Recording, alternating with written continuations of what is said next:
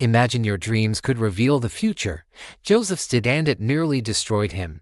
Let's travel back thousands of years to meet a young man named Joseph. He wasn't just any teenager. He was the favorite son of his father, Jacob. This favoritism was so obvious that his father gave him a stunning, multicolored coat. A gift that screamed, "I love this one the most." You can probably guess how his 10 older brothers felt about that. Jealousy doesn't even begin to cover it.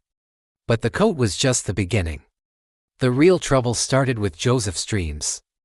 In his first dream, he saw himself and his brothers in a field, tying up bundles of grain.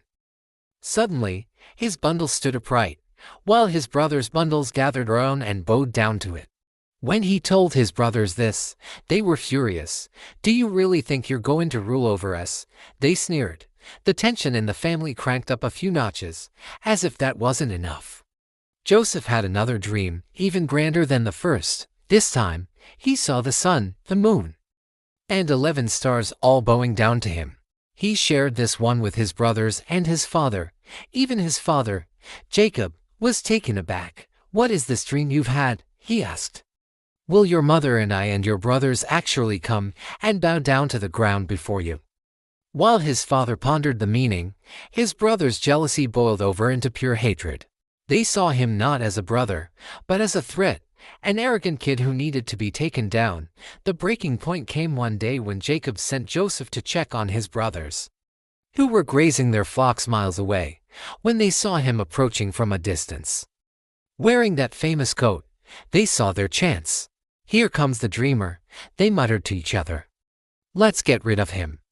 Their initial plan was brutal. They wanted to kill him and throw him into a pit, then lie to their father and say a wild animal got him. But the oldest brother, Reuben, had a flicker of conscience. He suggested they just throw him into a dry well, secretly planning to rescue him later. So, when Joseph arrived, they ripped off his beautiful coat, the symbol of their father's love and their own resentment, and threw him into the empty cistern. While they sat down to eat, a caravan of traders heading to Egypt appeared. That's when another brother, Judah, had a better idea.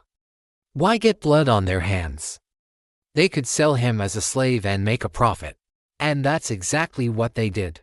For 20 pieces of silver, Joseph's own brothers sold him into slavery. To cover their tracks, they dipped his coat in goat's blood and presented the tattered, stained garment to their heartbroken father, who believed his favorite son was dead. Joseph was taken to Egypt, a foreign land where he knew no one and had nothing.